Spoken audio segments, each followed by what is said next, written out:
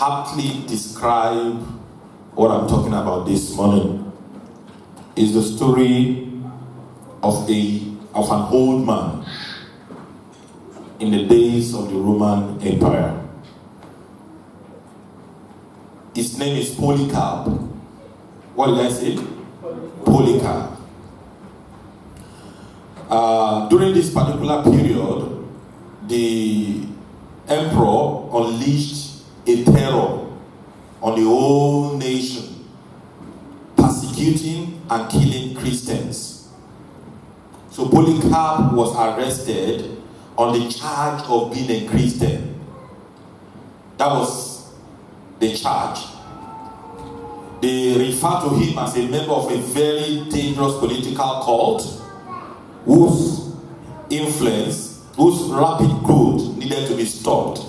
And when he was arrested, the emperor looked at him and looked at his age and said, Polycarp, I'm going to give you a soft landing. And the soft landing I'm going to give you is, you are too old. If only you will say this, and I will release you to go and will kill you. So he asked him and said, Polycarp, can you say Caesar is Lord? Polycarp looked at him and this is what he said.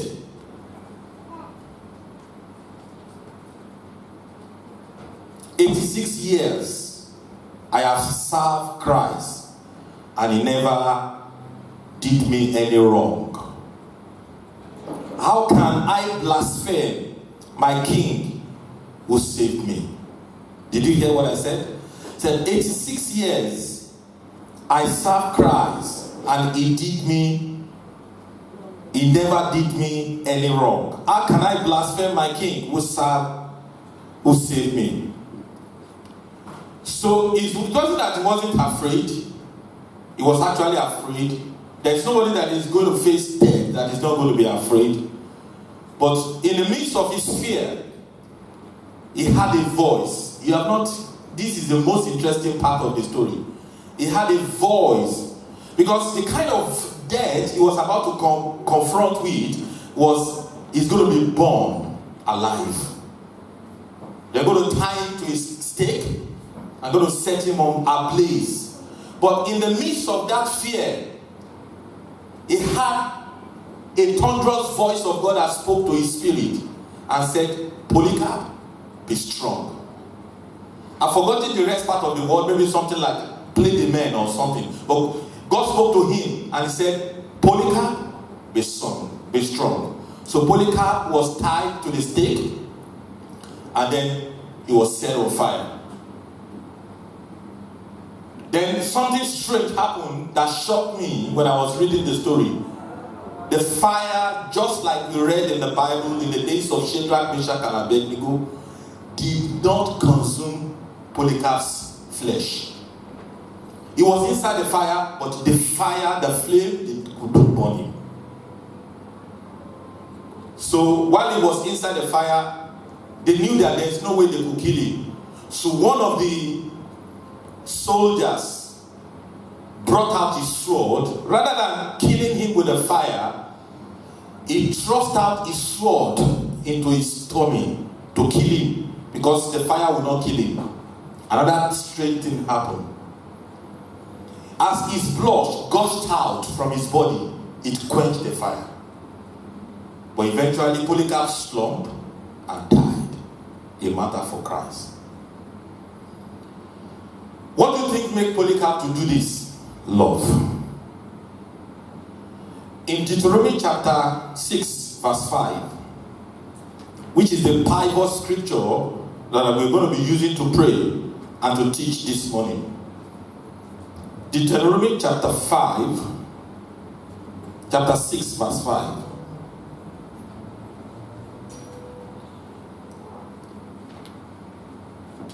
So this morning we have come to the conclusion of the series that we started it should be about 4 weeks ago now, or it's more than 4 weeks. We had 2 breaks in between. And the first one was, you remember the stories of love?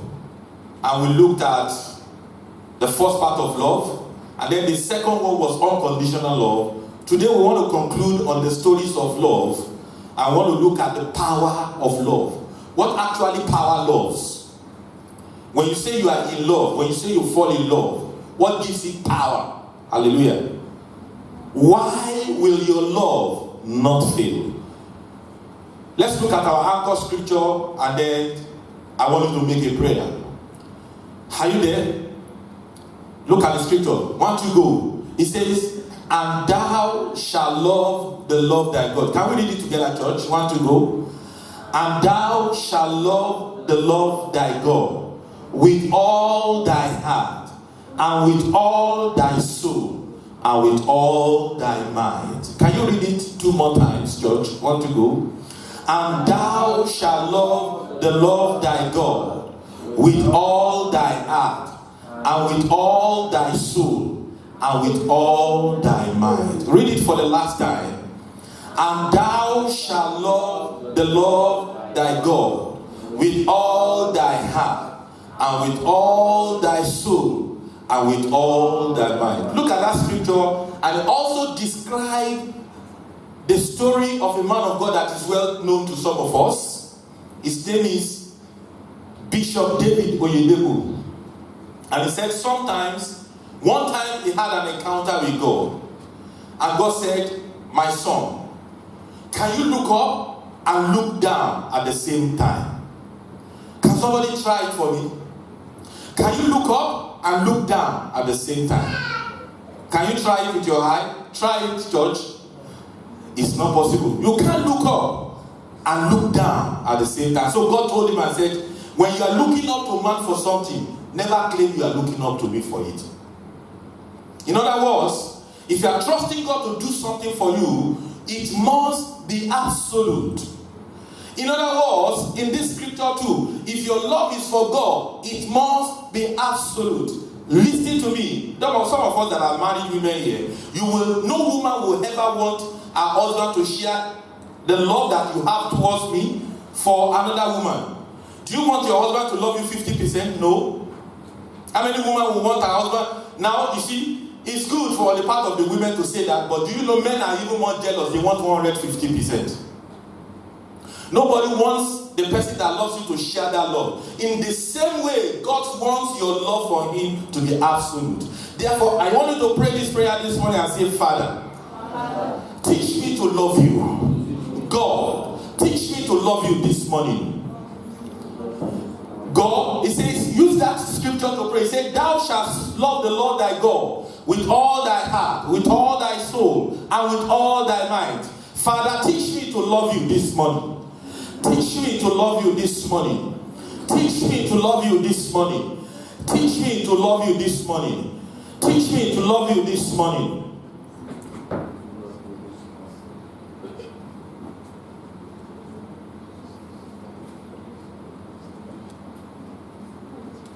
Teach me to love you. Teach me to love you. Teach me to love you. In Jesus' mighty name we pray. We are also going to pray the second prayer point, and the prayer point is this.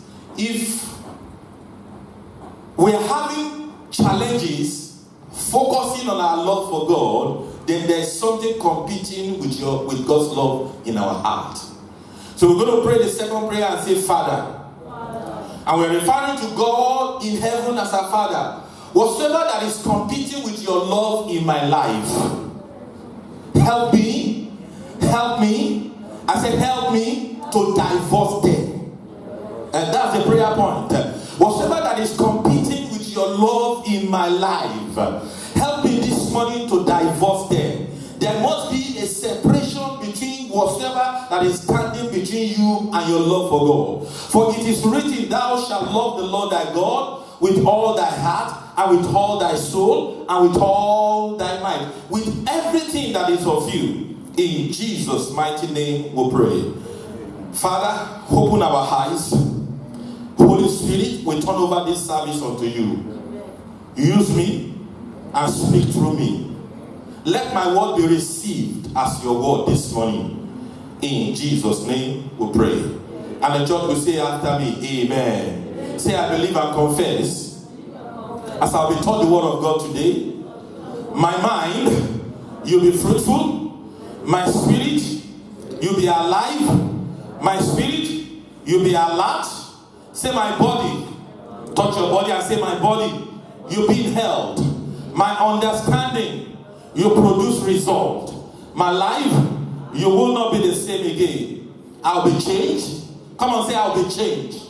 By this encounter, I'll be challenged. I will not be the same again. In Jesus' mighty name we pray. At least,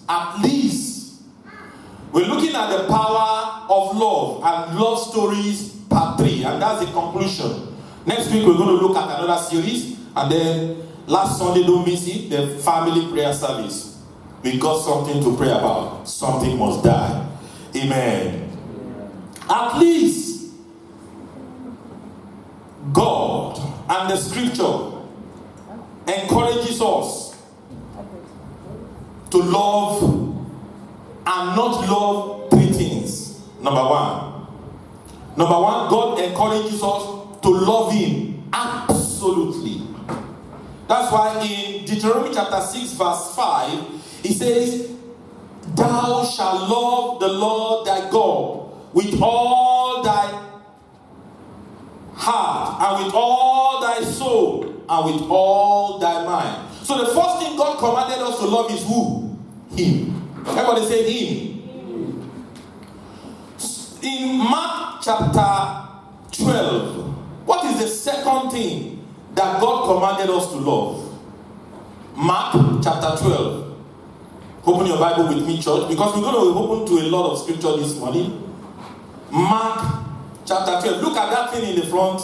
There is a purpose for it. I will show you. Mark chapter 12, and in verse 30.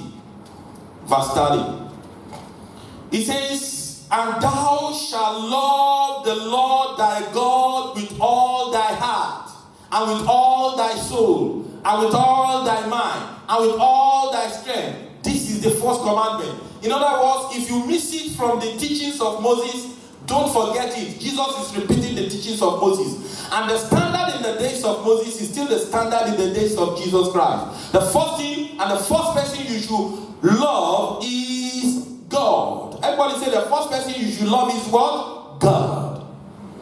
Now what is the second thing to love? Verse 31 says, and thou shalt love the Lord thy God. Verse 31. It says, and the second is like this. Thou shalt love thy neighbor, not less than yourself. Thou shalt love thy neighbor as thyself. Who is your neighbor? Your neighbor is the person next sitting to you in the church. Can love the person next to you in the church as yourself. Who is your neighbor? Your neighbor is your co-worker in the office place. Thou shalt love your neighbor as yourself. Who is your neighbor? Your neighbor is a common neighbor, the person that is living close to your flat. It says, the Bible says, you must love that neighbor as yourself. Now the question is this: what you do to your neighbor that you cannot do to yourself is sin. So God says, we should love our neighbor as ourselves. He says, there is no other commandment after this. This is the second commandment. But then he tells us another thing in 1 John chapter 2. Now he commanded us that we should love God, we should love him. He commanded us that we should love our neighbor. Is there any command from God of things we shouldn't love? Are there things God doesn't want us to love? Yeah. In 1 John chapter 2 in verse 15. 1 John chapter 2. Are there things God does not want us to love? What are those things that compete with the love of God in our heart? He now says, I'm going to open your eyes to it. Love not the world. There are two types of world. The world of God's creation and the world of geographical creation. You understand me now? The world that is called earth, and the world that is called human beings. Praise the name of the Lord. So it's not, he says, love not the world, neither the things that are in the world. if any man love the world, the love of the Father is not in him. In other words, it still goes down to one thing. If you are loving God, you can't claim to be loving the world. If you are loving the world, you can't claim to be loving God. Hallelujah. Look at verse 16. What is the definition of the love of the world? For all that is in the world, the first thing that God does not want you to love is the lust of the flesh. Church, don't live to please your flesh. The lust of the eyes. Don't live to please whatever your eyes wants to have. And the pride of life. You know, I put something recently on Facebook because I had an experience. I was walking by somebody and the person looks pompous and looks cocky, and I feel in my mind that look at the way this person will not even be willing to greet you. And then suddenly God spoke to my spirit and said, the Bible says you should not be proud, that pride goeth before you fall. That you try it. He was talking to me. God was talking to me. You try it and see if you will not fall. It was an encounter I received from God. So one of the things that God says we should not love is pride, the pride of life. He said all these things is not of the Father but of the world. But don't forget one thing will happen to the world. Verse 17. He says in verse 17, the world passed away and is lost thereof. But he that doeth the will of God abideth forever. Come on, say the power of love. The power of love. The question we want to ask ourselves before we go to the Lord in prayers is, why then do love fail? Why do love fail? Look at 1 Corinthians chapter 13. 1 Corinthians chapter 13. Why do love fail? Why do love fail between husband and wife? Why do love fail between you and God? Why is your love for God failing? Why do love fail between neighbors and neighbors? Why do love fail? The Bible gives us an answer. 1 Corinthians chapter 13. 1 Corinthians chapter 13. Are you there? 1 Corinthians chapter 13. In verse 7, 1 Corinthians chapter 13, in verse 9. 1 Corinthians chapter 13. For we know in part and we prophesy in part. Go on, verse 8. Go back to verse 8. Charity never faileth. Charity never faileth. We know that in scripture, love is defined as charity. And the Bible says, charity, love will never fail. Whether there be prophecies, they shall fail. Church, look at me and say, one of the reasons why love fails is prophecy. Prophecy. And whether there be tongue, they shall cease. And whether there be knowledge, it shall what? Vanish away. In other words, there are things that makes our love for God to fail. There are things that makes our love for our neighbor to fail. There are things that makes our love for the things of this world to increase. If the love for God and the love for our neighbor is failing, there's something is swelling it. And if our love is not going to fail, for instance, he says the knowledge that we gain in this world can make our love for God to fail. Church, look at me, everybody. Look at me, everybody. Let's be sincere to ourselves. You're a young man or a young girl, you have never been married, and then you watch pornography. Praise the name of the Lord. And you say you don't want to fall into fornication, or you don't want to fall into adultery. Ask me, 30 minutes after you finish watching pornography, what is your body telling you, church?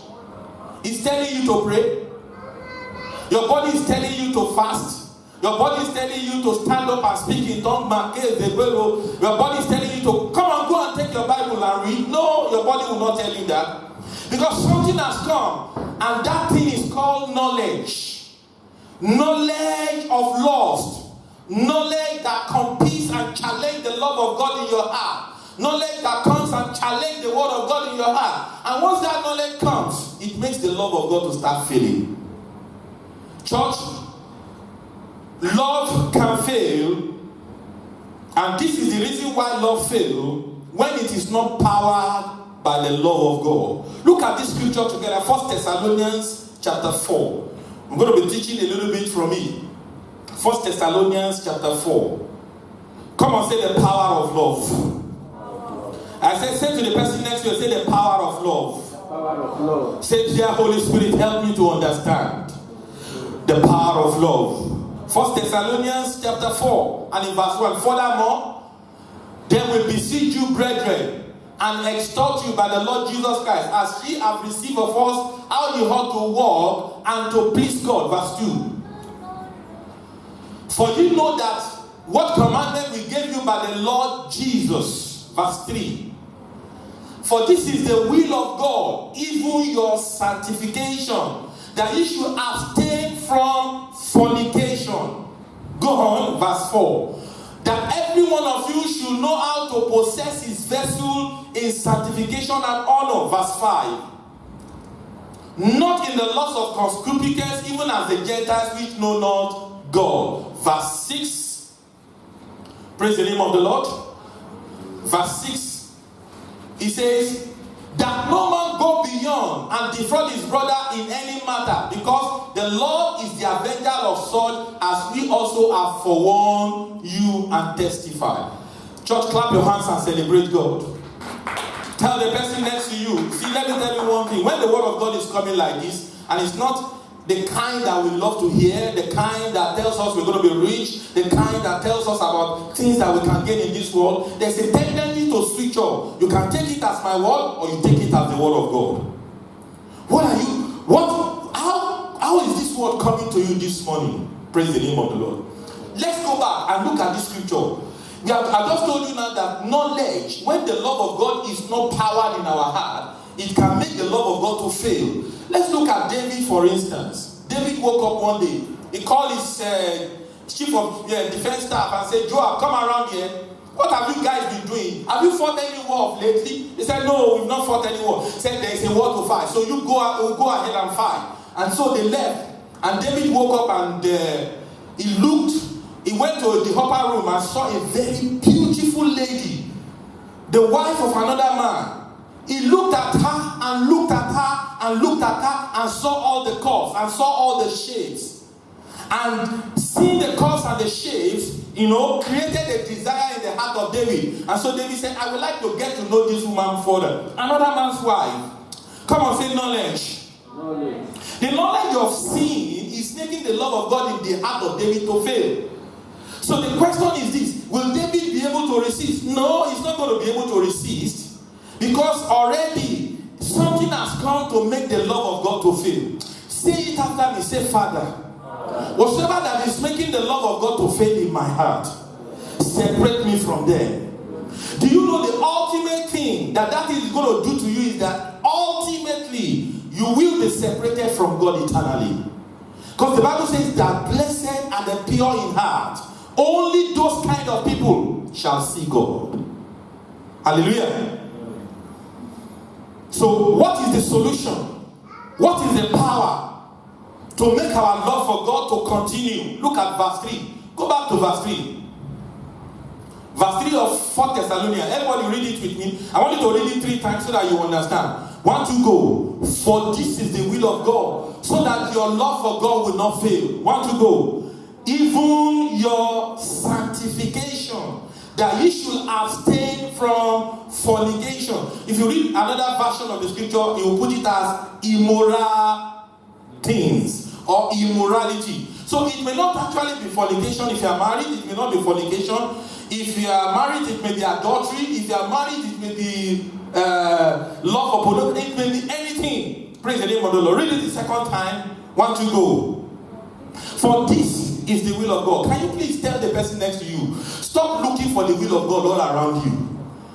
Tell the person and say, stop looking for the will of God all around you. This is the best will of God for your life. Let's read it 2 more times. 1, 2, go. For this is the will of God, even your sanctification, that you should abstain from fornication. Read it again. 1, 2, go. For this is the will of God, even your sanctification, that ye should abstain from fornication. Sorry, I'm going to take your knowledge a little bit further in today's teaching and show you that the meaning of the word sanctification, this is why your love for God will fail. If there is no experience or encounter of sanctification in your spiritual life, in your walk with God, in your relationship with God. The word sanctification actually means separation from what is unclean, because it is a two-way, it's like a sword. It does not mean separation from what is unclean.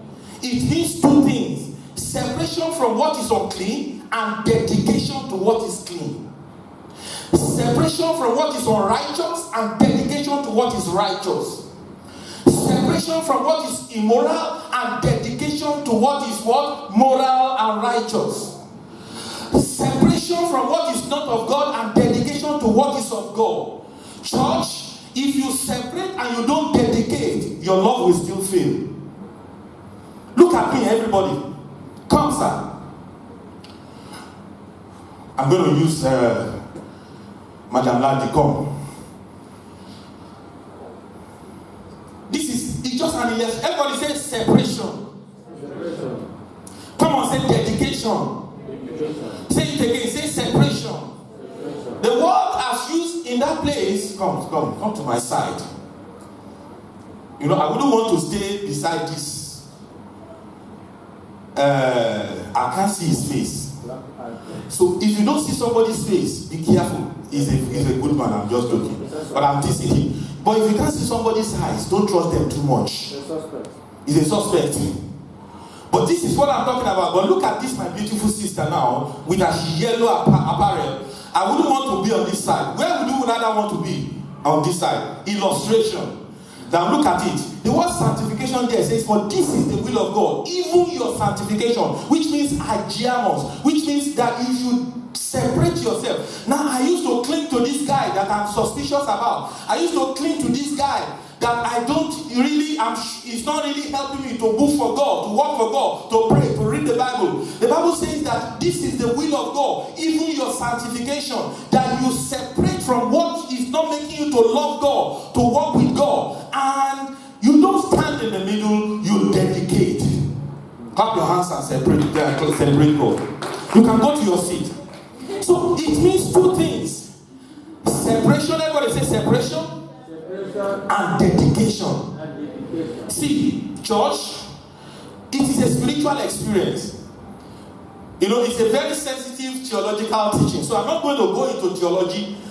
A lot of theologians believe that there's actually, if you read through the Bible, in fact, there was a man, Larry Trammell, is an American preacher, who told the story of a young girl, and they asked him and said, they were teaching the issue of sanctification, and then he was doubting it, and he said, take your Bible and go and cut out with a blade all the words sanctification, holy, clean, righteous, and cut it away all from your Bible. The young lady went home with the assignment and was trying to do it. He was circling it first, I guess, so that he will cut it out later. By the time he finished the assignment, he came back to Larry Trammell, or he came back to the person that sent him and said, if I cut out the word sanctification, holy, righteous, be pure in the Bible, the Bible will be empty. So actually, the teaching about sanctification is a spiritual experience that is after your salvation. You must experience it. If you don't experience it, your love for God will fail. You see somebody, he says he's born again today and he backslide tomorrow. Something is wrong. There is no experience of sanctification. Praise the name of the Lord. You know, some people say, well, it is subsequent to salvation. Some people say it is the second work of grace. Let me tell you, the truth I know from the Bible is that after your salvation, sanctification is the work of grace, whereby God works upon your heart, praise the name of the Lord, that you are able to separate from what is unclean and dedicate yourself to what is clean. Hallelujah. And you must experience it. It is a process where Mr. Flesh is destroyed by the blood and by the baptism of God's love. Come on, say the baptism of God's love. That is, the flush of God's love comes upon your heart and baptize you. It is also the act of God's grace. So I wouldn't want to say it is second. If you say it is second, good, but it is after you have been born again. It is the act of God's grace, subsequent and additional to us being born again, that turns our stony heart to a heart of flesh. Hallelujah. Clap your hands and celebrate God. Say, it turns our stony heart to a heart of flesh. During this divine process, evil heart of unbelief is removed. Sinful lust is removed. Sinful urges is removed.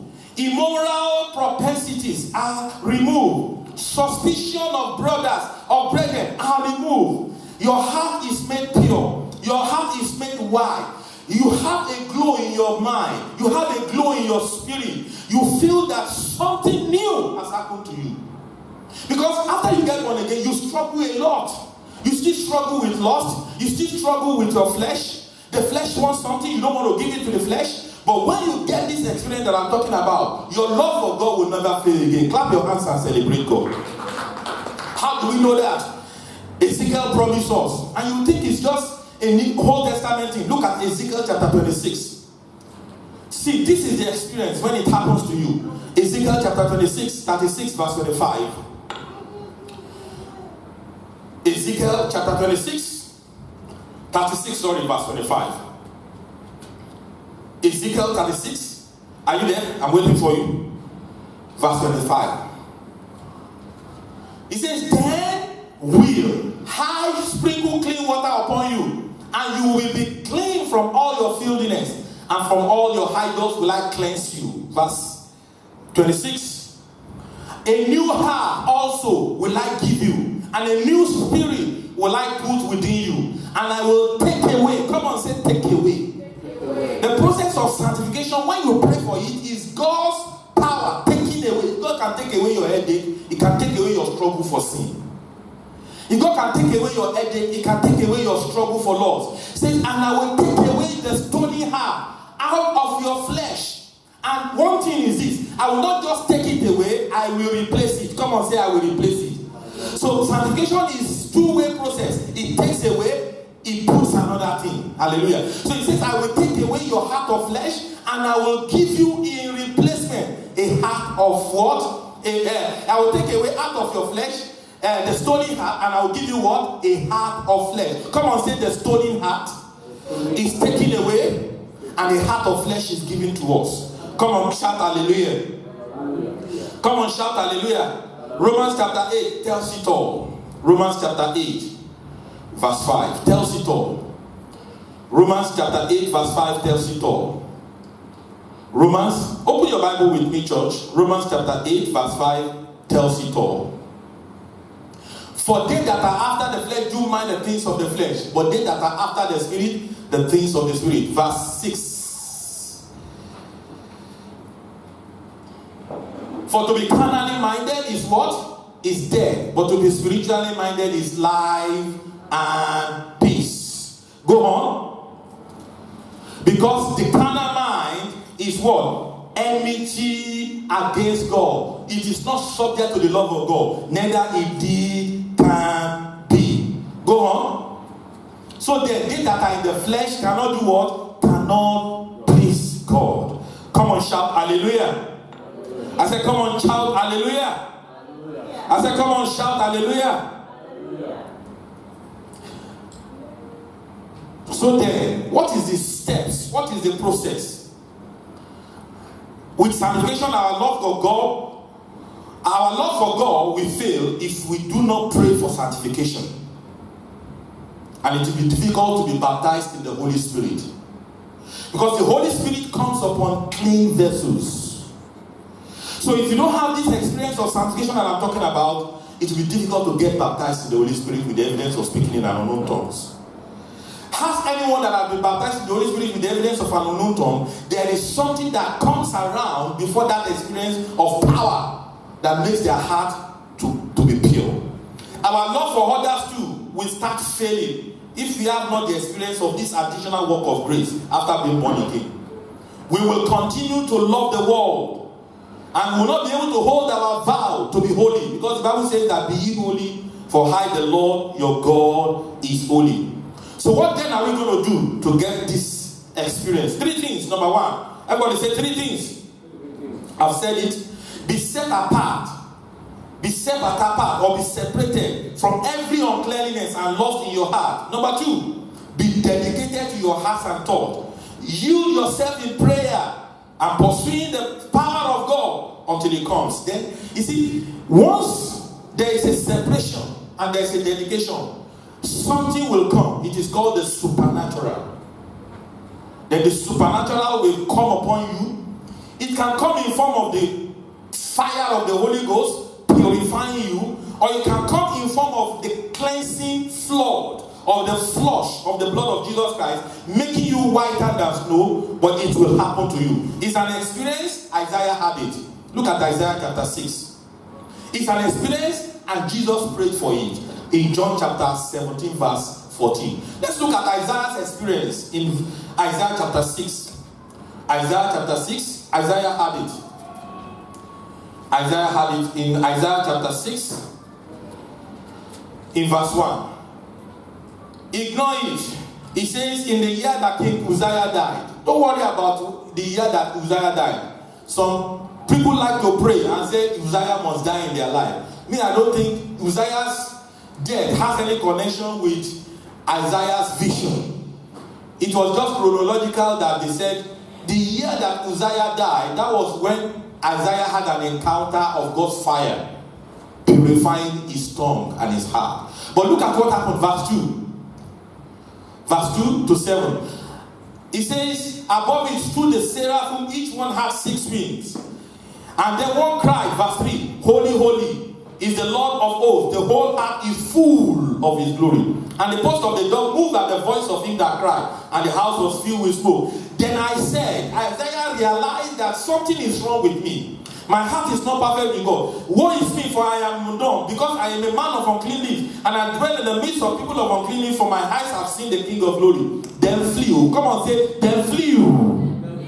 One of the seraphim unto him, having a live coal in his hand, which he had taken with the tongues from off the altar, and he laid it upon my mouth, and laid it upon my heart, and allowed it to become a supernatural experience. And after that supernatural, he said, Lord, this has touched thy lips, this has also touched thy being, and thy iniquity is taken away, and thy sin purged. Come on, shout hallelujah. Hallelujah. That's what takes place. That's what is called the baptism of God's love. Let me tell you something. It is called the baptism of God's love. And when you love God, there is nothing that can make your love for God to fail. Praise the name of the Lord. Praise the name of the Lord. As I close, this is all I'm saying. And we're going to rise up to pray now. I took this plant. Look at me. I took this plant yesterday. And I said, I'm not going to allow this plant to die, because I want to use it to illustrate what I'm teaching this morning, so that you can pray for it. And I said, and I was happy, because I was able to take it from its former position and put it in an artificial position. And it's quite alive. Can I help you? And it's quite alive. Can you just help me point the mic? The plant is quite alive. Nothing is wrong with the plant.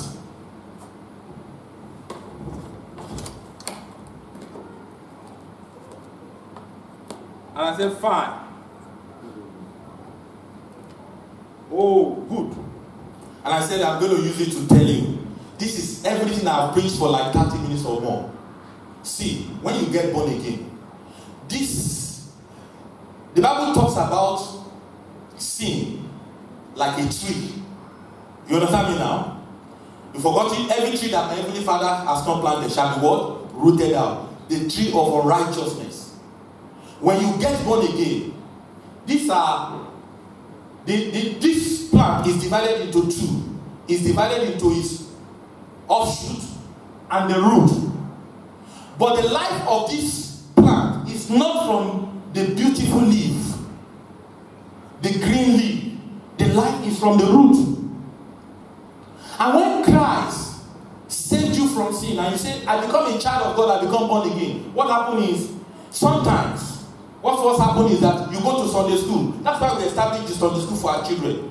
And in the Sunday school, for the first time, they'll teach you the 10 commandments. And then you start keeping the 10 commandments.